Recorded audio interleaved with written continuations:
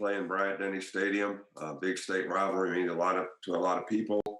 I think what the players need to understand is, their energy, their eye discipline, the preparation they have for a game like this is really, really important to having the right mindset when you get in the game. Because in rivalry games, a lot of times you beat yourself because you can't maintain focus, and you need that in preparation because that really helps you, when you get there. So we're really trying to stay focused on what we need to do to prepare our guys. And, I watched practice from here today. I was in the meetings today, so none of that really is any different. So it's senior day on Saturday. We have 17 players that will be a part of the pregame festivities. These guys have made a great contribution to the program. Their record is 45-4 in the last 4 years with the national championship in 2017 and the SEC championship in 2018. They've done a great job of being great ambassadors for the university on and off the field, in the classroom. And most are on track to graduate, so we're very proud of that. On a sad note, our thoughts and prayers are out to the family and friends of Roddy Harrell, who, was a walk-on player here, a linebacker from 09 to 12. He also worked in the weight room for a little bit for us, and, a fine young man, and certainly, our condolences to his family. Hate to see somebody who has such, great future and potential have something like this happen. So I'd also like to take the opportunity to wish all of our fans and our supporters a very happy Thanksgiving. This is a great time for all of us to sort of, think about and have gratitude for all the things that we have. I know, a lot of times we spend a lot of time thinking about the things we don't have, but my God, we all have a lot to be thankful for. And I think this is a great holiday to make sure we remember all those things. Okay, with that, guys, we will get things started with Jeff Spiegel. Go ahead, Jeff. Jeff, unmute yourself. Go ahead. Nick, what are you going to miss the most about not coaching that? I'm going to do everything I can to stay involved in the game. I went through this for 3 days before the Georgia game, but was fortunate enough to test out and have a false positive. So I didn't miss that game, even though I was sort of mentally prepared for it. It's not about me. It's really about the players. I want to be there for the players to try to help them be able to play the best, to inspire them any way that you can as a coach and a teacher, to get the best out of them so that, they have the best opportunity to be successful. I know how important it is for a lot of them. And I know how difficult it is sometimes when you have disruptions to, overcome those. But we have a lot of very capable coaches, and the biggest thing I'm going to miss about it is being with our players, being a part of our team, and helping those players have the best opportunity to be successful. Okay, we'll go to Michael Casagrande. Yes, Nick, I was just wondering how you're going to deal with the logistics of watching the game. Will you be watching it alone, keep the sound up on the broadcast? How do you plan on viewing the game? Well, we can actually pipe the game in. You can't see much on TV. So, we'll get the same, I'll have the same feed that, we take of the game, which is the film that we watch on Sunday. So I'll be able to see a little bit more what's happening, kind of like if you're in the press box type of thing.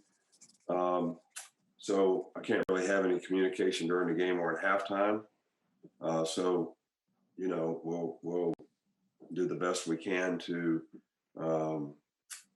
try to analyze what's happening and see if there's any way that we could, be of some kind of use. But I have confidence in our coaches and our players that, they'll be able to do what they have to do. I mean, we all got to live with the consequences of what happens, whether I'm standing there or not. So that's something I hope everybody realizes. Okay, we'll move next to Aaron Suttles with The Athletic. Nick, in terms of great defensive minds that you've worked with or have gone against, what specific challenges does a Kevin Steele defense present? Well, I think, Kevin is just a really sound fundamental. You win with execution. So their players really do a good job of executing whatever it is they do. They make really good adjustments to take away what you're trying to do.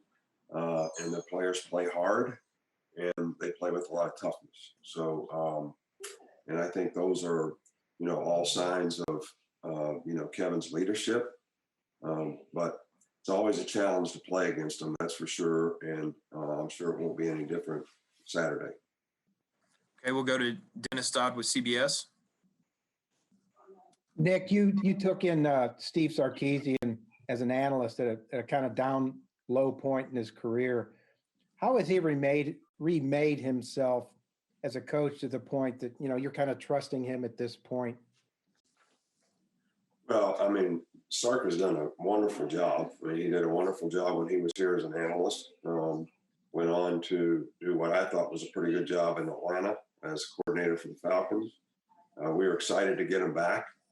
And, based on the body of work in terms of what our offense has been able to accomplish last year and this year, no one could argue that he's done a fantastic job in terms of developing players, having them well prepared for the game, inspiring them to play with a lot of, kind of effort, toughness, discipline, some of the intangible things that it takes.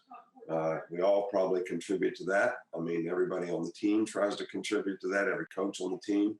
But he's done a fantastic job. And I think the body of work really speaks for itself.